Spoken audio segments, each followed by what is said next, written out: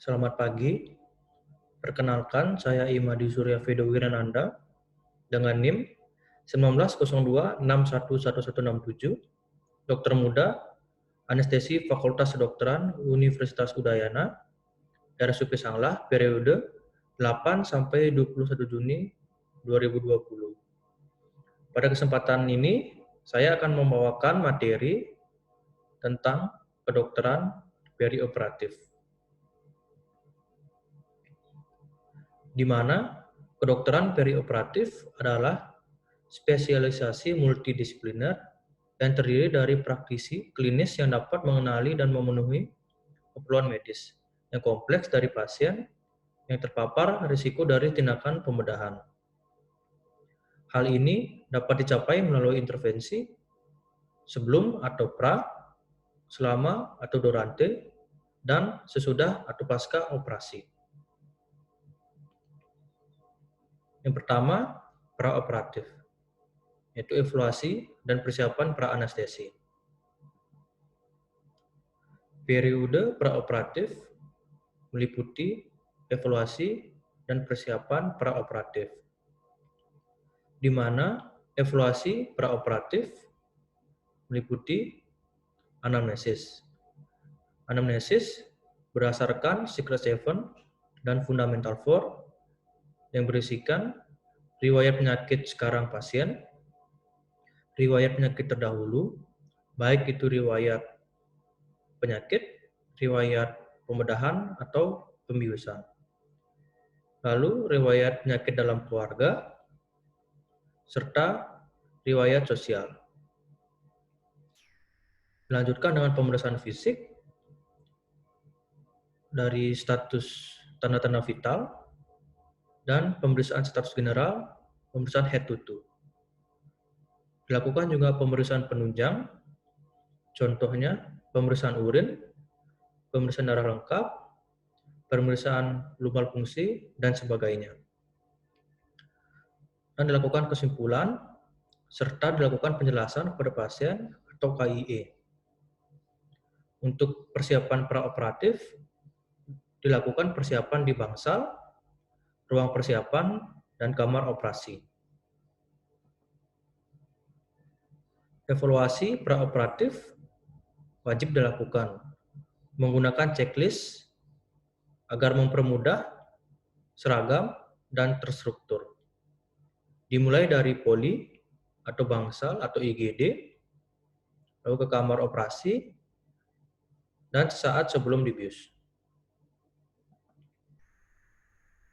Ini merupakan contoh dari anestesiologi preoperatif note yang berisikan pertama, ada identitas pasien dari nama, usia, jenis kelamin, tanggal lahir, lalu berisikan anamnesis pasien, lalu berisikan pemeriksaan fisik, baik itu tanda-tanda vital dan status general pasien, lalu juga berisikan pemeriksaan penunjang, contohnya pemeriksaan urin, EKG, glukosa, chest X-ray, dan sebagainya. Dan dibuatkan kesimpulan berdasarkan status fisik ASA pasien mau masuk ke grade berapa. Lalu rencana anestesi, dari rencana anestesi general atau regional, serta meminta informed consent pasien. Tujuan evaluasi yaitu mengetahui status fisik atau kebugaran pasien, mengetahui diagnosis dan rencana pembedahan, merencanakan pemberian anestesia sampai analgesia, lalu memperkirakan penyulit anestesia atau bedah, dan merancang persiapan untuk mengantisipasi penyulit yang mungkin terjadi. Berikut merupakan langkah-langkah, dimulai dari memperkenalkan diri, lalu mempelajari catatan medik pasien, lakukan anamnesis dan pemeriksaan fisik, lalu mengusulkan pemeriksaan penunjang, serta melakukan konsultasi. Dari anamnesis dilakukan secara empatik dan profesional, di mana kunjungan pra-op dapat menurunkan kecemasan pasien dibanding dengan premedikasi, yang meliputi riwayat penyakit sekarang, lalu adanya riwayat penyakit terdahulu, contohnya pasien memiliki riwayat hipertensi, diabetes mellitus, ataupun penyakit jantung, dan penyakit asma, lalu riwayat pengobatan pada saat ini, apakah pasien sedang mengkonsumsi obat tertentu, contohnya obat hipertensi atau jantung, atau pernah mengkonsumsi obat-obatan tertentu, serta adanya riwayat alergi, contohnya riwayat alergi pada obat,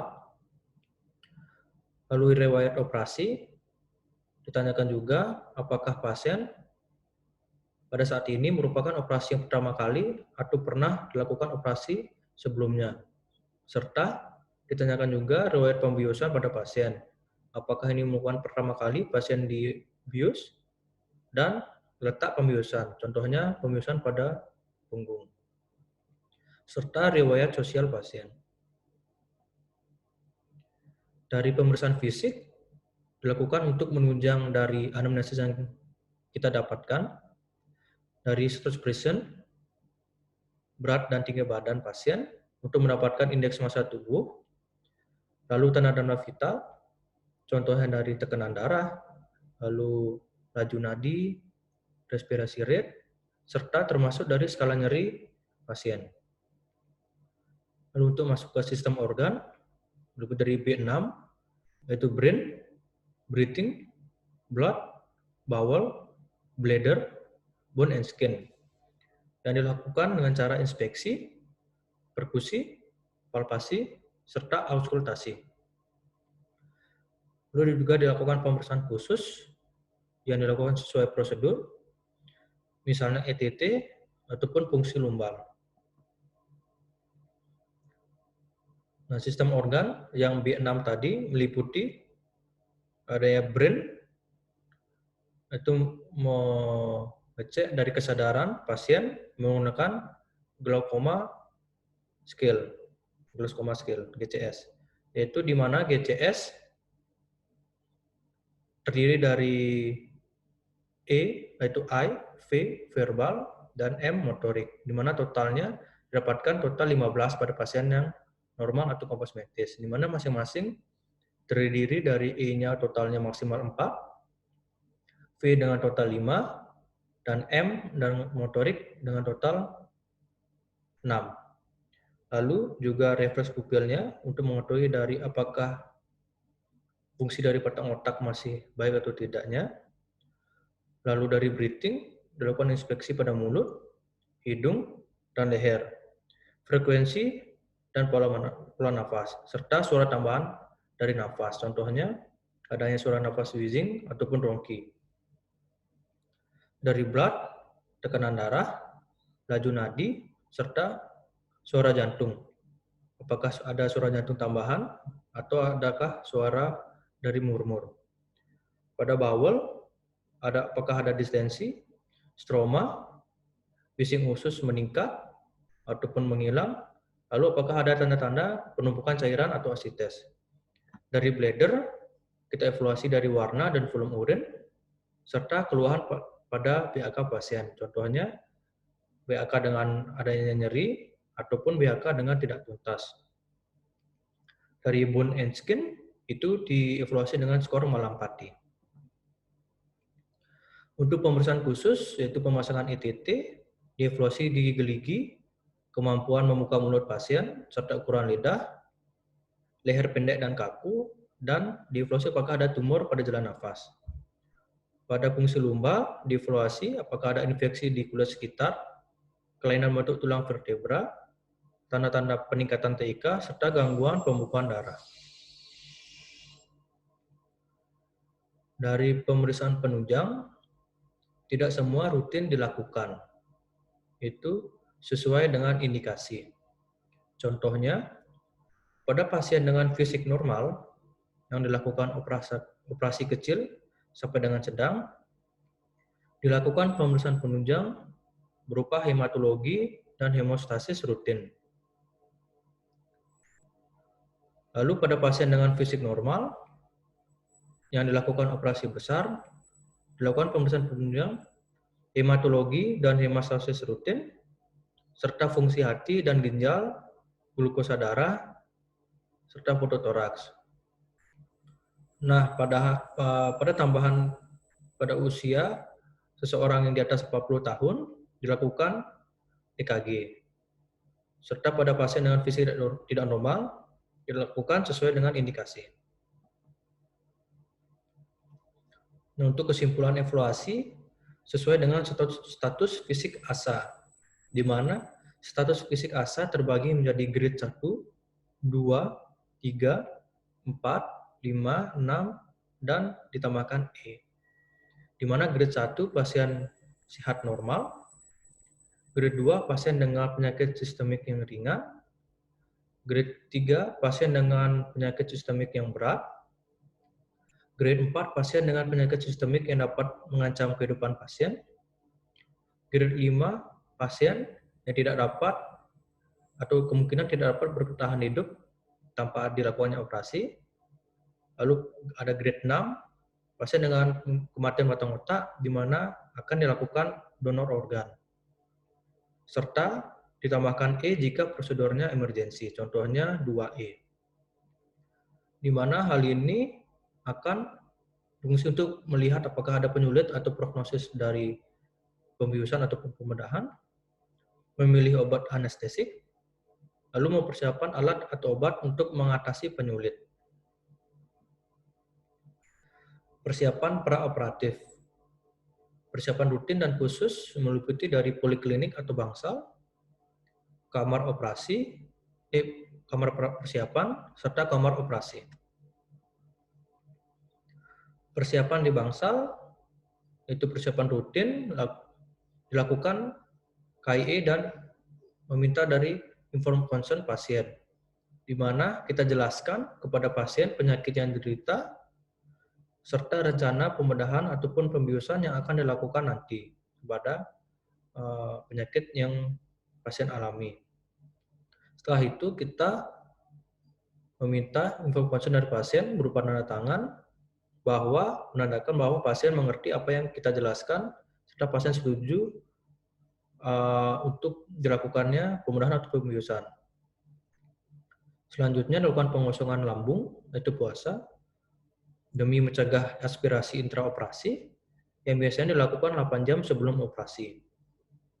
Lalu ada persiapan lain, yaitu melepas aksesoris, mencukur rambut di lokasi operasi untuk mempermudah pembiusan ataupun pada saat pembedahan, dan menggunakan pakaian OKA steril.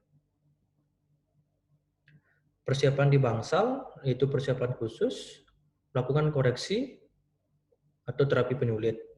Contohnya sedasi pada pasien stres berat, diberikan analgesik bila nyeri hebat. Lalu transfusi darah bila diperlukan pada OKA elektif, di mana pada pasien dengan HB yang kurang dari 10 gram per desiliter. Dan persiapan obat-obatan serta alat-alat kesehatan khusus sesuai operasi.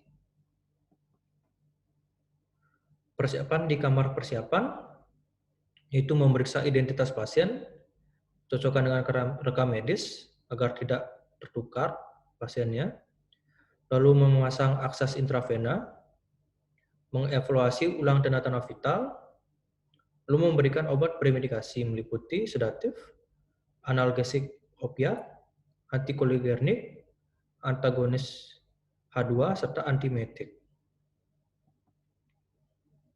Persiapan di kamar operasi itu mempersiapkan mesin anestesi, sistem aliran gas, monitor, dan infus, serta mempersiapkan alat intubasi itu berupa statics, dan nanti akan dijelaskan berikutnya, dan mempersiapkan obat-obatan anestesi yang digunakan, serta obat-obat darurat atau resusitasi, dan melakukan evaluasi ulang dari tanda-tanda vital pasien. Untuk alat-alat intubasi yang disingkat dengan statics, itu berupa skop, ada yang laryngoskop dan stetoskop, dari tubes, pipa endotrakeal, airway, orofaring dan nasofaring, tape, blaster untuk fiksasi, introducer, mandirin atau stila, konektor, penyambung PET, serta suction untuk alat hisap lendir. Untuk pencatatan, lalu dilakukan pencatatan sebagai penunjuk bagi perawatan selanjutnya untuk menilai quality of care serta mencegah tuduhan dari malpraktek yang meliputi catatan praoperasi, catatan durante operasi, serta catatan pasca anestesia. Baik, terima kasih. Tadi merupakan materi praoperatif. Nah, untuk video selanjutnya saya akan menjelaskan materi tentang durante operasi. Terima kasih.